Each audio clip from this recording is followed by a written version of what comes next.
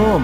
ऐ मेरे भाइयों, हमारे खुदावंद ज़ुल-जलाल यीशु मसीह का ईमान तुम में तरफदारी के साथ न हो, क्योंकि अगर एक शख्स तो सोने की अंगूठी और उम्दा पोशाक पहने हुए तुम्हारी जमात में आए और एक गरीब आदमी मैले कुचैले कपड़े पहने हुए आए और तुम उस उम्दा पोशाक वाले का लिहाज करके कहो कि तू यहाँ अच्छी जगह बैठ और उस गरीब शख्स से कहो कि तू वहाँ खड़ा रह या मेरे पाँव की चौकी के पास बैठ, तो क्या तुमने आपस में तरफदारी न की और बदनीयत मुंसिफ न बने?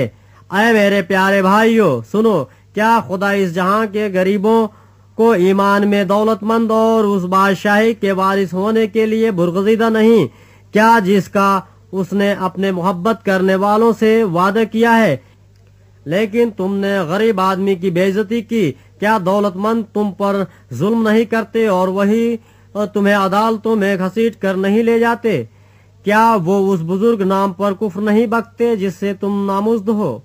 तो भी अगर तुम इस नविश्ता के मुताबिक के अपने पड़ोसी से अपने मानिंद मोहब्बत रख उस बादशाही शरीयत को पूरा करते हो तो अच्छा करते हो, लेकिन अगर तुम तरफदारी करते हो तो गुनाह करते हो और शरीयत तुमको कसूरवार ठहराती है, क्योंकि जिसने सारी शरीयत पर अमल किया और एक ही बात में खता की वो सब बातों में कसूरवार ठहरा। इसलिए कि जिसने ये फरमाया कि जिना न कर, उसी ने ये फरमाया कि खून न कर। बस अगर तूने जना न किया मगर खून किया तो भी तू शरीयत का उदूल करने वाला ठहरा। तुम उन लोगों की तरह कलाम भी करो और काम भी करो जिनका आज़ादी की शरीयत के मुआफिक इंसाफ होगा, क्योंकि जिसने रहम नहीं किया उसका इंसाफ बगैर रहम के होगा। रहम इंसाफ पर गालिब आता है। ऐ मेरे भाइयों, अगर कोई कहे कि मैं ईमानदार हूँ मगर अमल न करता हो तो क्या फायदा? क्या ऐसा ईमान उसे निजात दे सकता है?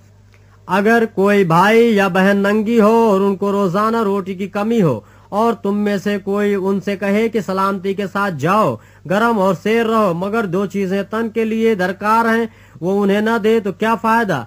इसी तरह ईमान भी अगर उसके साथ आमाल न हो तो अपनी जात से मुर्दा है।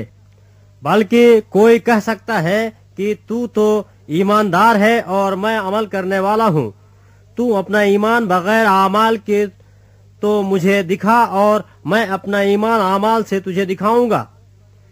तू इस बात पर ईमान रखता है कि खुदा एक ही है, खैर अच्छा करता है। शयातीन भी ईमान रखते और थरथराते हैं। मगर ऐ निकम्मे आदमी, क्या तू ये भी नहीं जानता कि ईमान बगैर आमाल के बेकार है? जब हमारे बाप अब्राहम ने अपने बेटे इसहाक को कुर्बानगाह पर कुर्बान किया तो क्या वो आमाल से रास्तबाज न ठहरा? बस तूने देख लिया कि ईमान ने उसके आमाल के साथ मिलकर असर किया और आमाल से ईमान कामिल हुआ। और ये नविश्ता पूरा हुआ कि अब्राहम खुदा पर ईमान लाया और ये उसके लिए रास्तबाजी गिना गया और वो खुदा का दोस्त कहलाया। बस तुमने देख लिया कि इंसान सिर्फ ईमान ही से नहीं बल्कि आमाल से रास्तबाज ठहरता है।